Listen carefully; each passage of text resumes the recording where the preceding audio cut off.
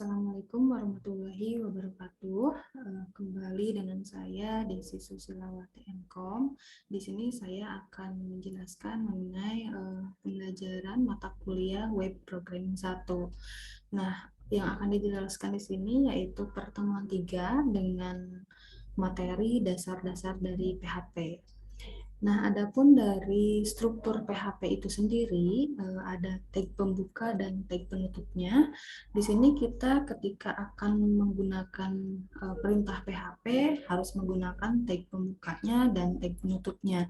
Nah, untuk tag pembukanya dimulai dengan kurung siku buka, tanda tanya, lalu PHP.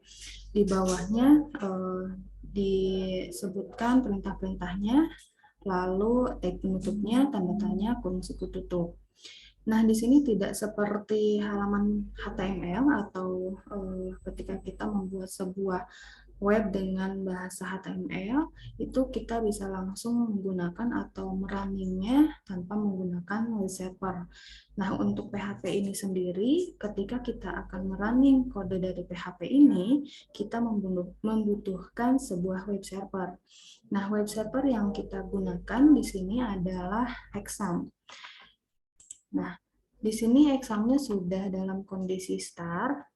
Nah, untuk awal ketika kita membuka exam, kita harus start dulu modul Apache-nya. Ketika kita membuat perintah PHP menggunakan database, maka MySQL-nya harus di-start juga. Tetapi karena kita tidak menggunakan database, jadi modul Apache-nya saja yang kita start. Selanjutnya, untuk file PHP ini, ketika kita simpan, ya kita harus memberikan extension .php. Lalu kita harus menyimpannya di folder htdoc. Ya, nanti kita bahas. Kalau untuk selanjutnya kita berikan dulu contoh dari 04 ini. Selanjutnya kita buka Sublime atau text editor lainnya yang bisa menggunakan bahasa pemrograman PHP. Yang pertama kita ketikkan tag pembuka PHP, lalu di sini ada perintah echo. Perintah echo di sini artinya akan menampilkan string atau tulisan, teks, dan yang lainnya. Nah, untuk menampilkannya, yaitu kita gunakan perintah echo. Selanjutnya setelah perintah echo diikuti dengan tanda kutip. Ya, lalu perintahnya atau teksnya kita ketikkan. Untuk teksnya di sini adalah ini script PHP pertama saya. Tag BR. Nah, tag BR di sini artinya tag yang berfungsi untuk memuat baris baru. Jadi sama dengan fungsi enter ya. Jadi ketika kita sudah enter di text editornya tapi tidak menggunakan tag BR, ketika kita running yang akan ditampilkan di browsernya itu tidak akan ada enternya. Dikarenakan kita tidak menggunakan tag BR. Nah, selanjutnya untuk kalimat kedua kita pakai lagi perintah echo. Di sini teks atau kalimatnya yaitu saya sedang belajar PHP.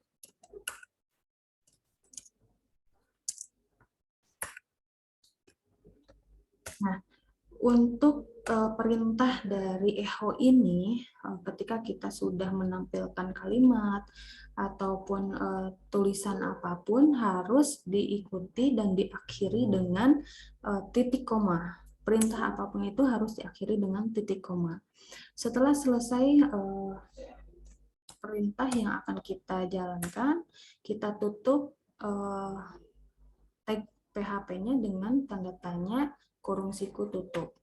Nah, selanjutnya kita simpan file ini dengan nama contoh 04.php. Kita pilih file lalu save.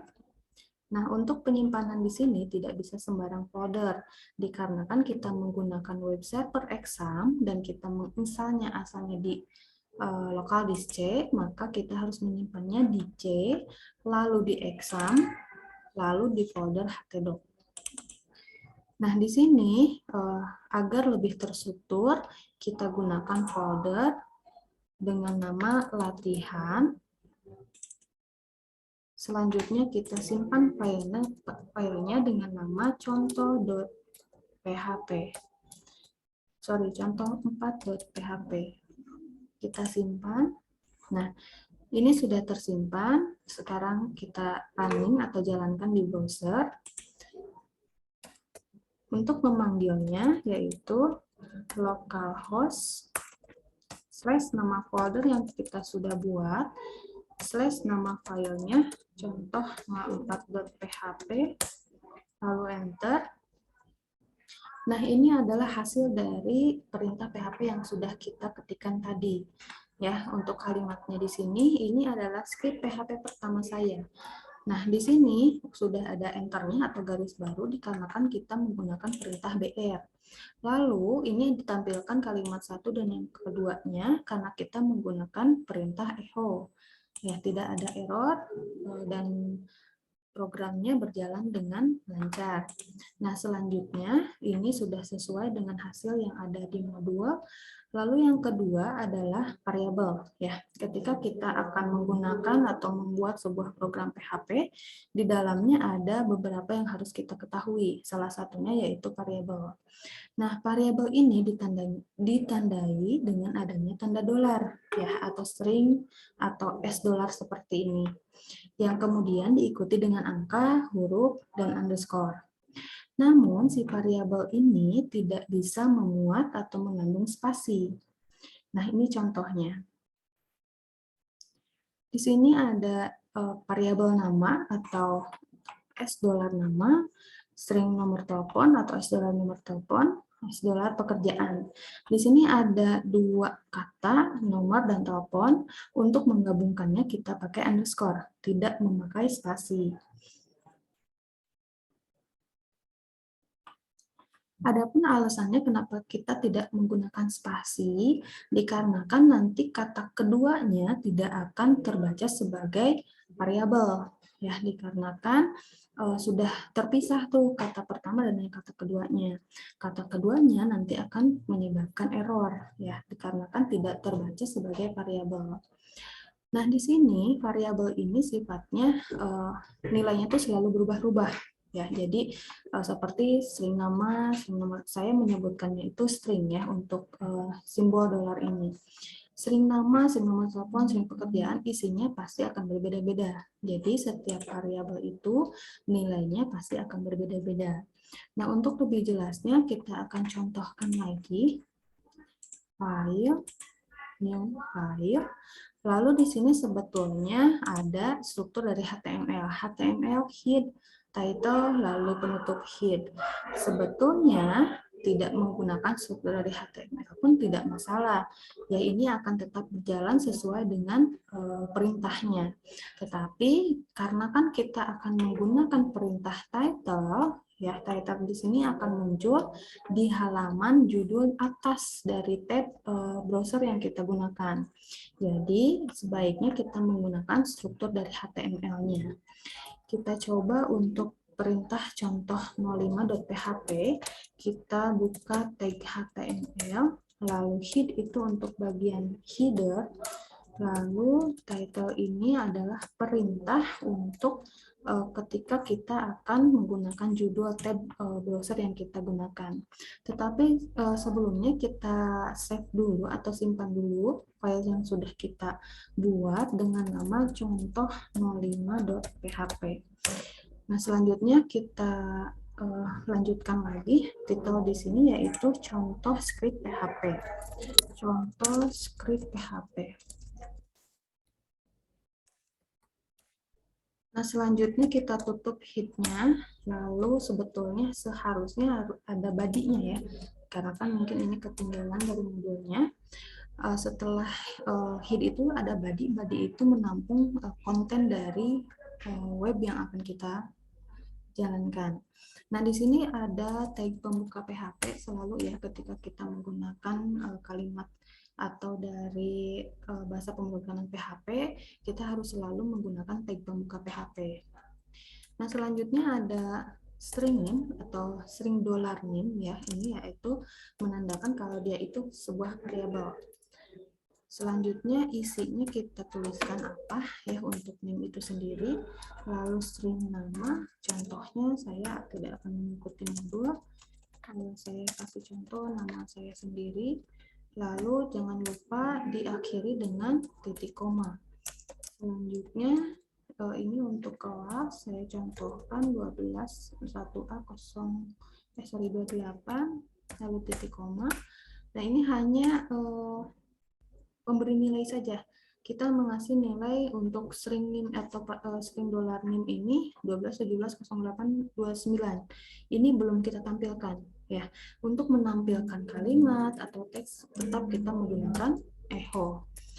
Nim saya. Lalu kita panggil nih variabelnya. Variabelnya itu nim. Jangan lupa tag BR-nya agar rapih membuat baris baru. Lalu echo lagi, sekarang kita akan tampilkan variabel dari nama. Selanjutnya echo kelas.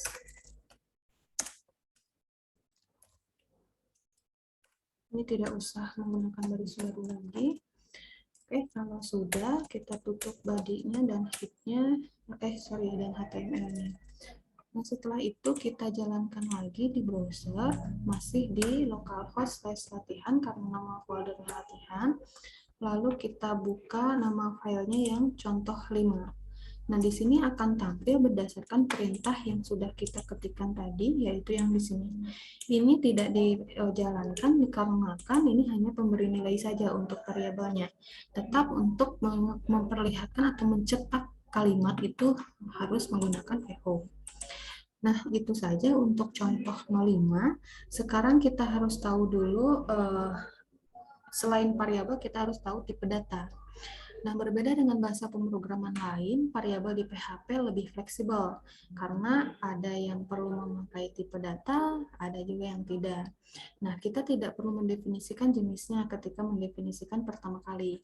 Di sini contohnya itu ada 6 ya. Integer itu ini yang pertama ada integer, contohnya untuk semua angka bukan pecahan.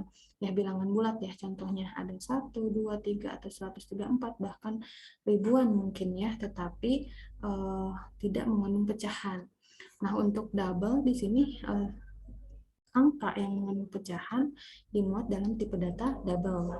Nah, tadi untuk kalimat, nama, nim, ataupun kelas itu kan sebuah karakter, berarti masuknya ke tipe data string. Nah, untuk boolean, objek, dan array juga itu digunakan, tetapi jarang kita temukan, tetap masih digunakan di PHP. Selanjutnya saya akan jelaskan di contoh 6. Nah, untuk contoh 6 itu sendiri hampir sama dengan contoh 5. Di sini menggunakan variabel ya. Tetapi bedanya di sini si variabel itu dimuat dengan angka. Kalau tadi kan huruf. Nah, kalau huruf atau karakter itu harus menggunakan tanda kutip. Nah, kalau dia angka itu tidak usah menggunakan tanda kutip ya. Artinya dia bukan sebuah string atau karakter. Nah, ini kita bisa menjumlahkan ya, jumlah dengan harga, mengkalikan harga dengan jumlah, tetapi kita muat dulu nih variabelnya, kasih dulu nilai. Misalkan di sini string jumlahnya itu 5, string harganya itu 20.000, lalu string totalnya itu harga dikali jumlah ya. Di sini bisa langsung ditotalkan. Nah, selanjutnya selain dari variabel itu kan ada konstanta. Konstanta di sini yaitu nilainya tetap ya. Pokoknya nilai yang tidak pernah berubah-ubah dan sudah pasti nilainya itu tetap atau statis, itu yang dinamakan dengan konstanta. Tetapi untuk cara mendefinisikan konstanta itu sendiri berbeda dengan variabel. Nah, di sini konstanta itu contohnya ada pi dalam lingkaran ya. Pi itu kan nilainya tetap 22,7 atau 22/7 atau 3,14. Nah, selanjutnya di sini ada komentar. Komentar di sini digunakan ketika kita akan mengetikkan sebuah catatan di text editor kita. Tetapi kita tidak ingin catatan kita itu dibaca sebagai perintah ya. Jadi tidak dijalankan ya, dikarenakan ini hanya sebagai catatan saja. Nah, contohnya di sini. Untuk komentar satu baris, kita menggunakan slash slash. Untuk komentar banyak baris, kita menggunakan slash bintang dengan ditutup bintang slash. Nah, untuk satu baris ada dua, bisa menggunakan juga hashtag. Ya, jadi sebuah catatan yang ada di teks editor tetapi tidak ingin dijalankan sebagai perintah itu dinamakan komentar. Ya, bentuk penulisannya ada tiga, untuk satu baris ada dua, dan untuk banyak baris itu ada satu. Selanjutnya, untuk contoh 7, ini adalah penggunaan dari deklarasi komentar. Ya, untuk komentar, bukan komentar, tapi konstanta. Nah, untuk deklarasi konstanta itu sendiri, ya, penggunaannya dimulai dengan kata atau perintah define.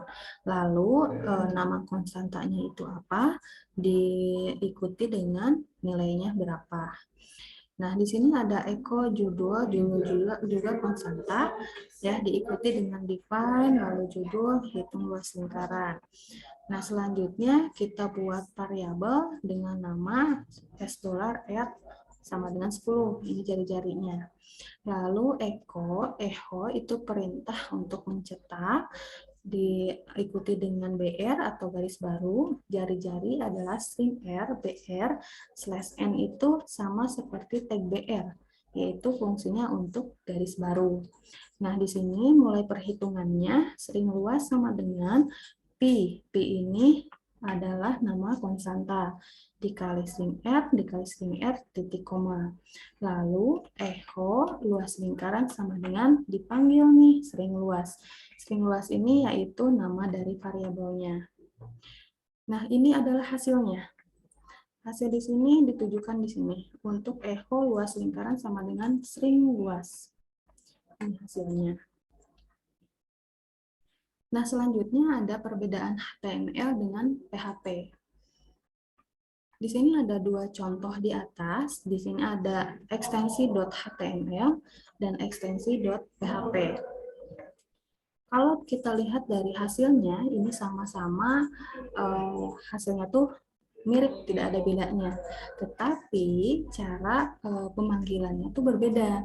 Kalau exam itu atau HTML itu bisa kita langsung klik 2 kali di filenya. Kalau PHP itu kita harus menggunakan localhost / nama foldernya / nama filenya. Dia akan jalan ketika web servernya itu sudah di start. Nah, itu saja untuk pembahasan dari web programming 1. Semoga bermanfaat dan penjelasannya bisa sampai dengan jelas. Itu saja. Wassalamualaikum warahmatullahi wabarakatuh.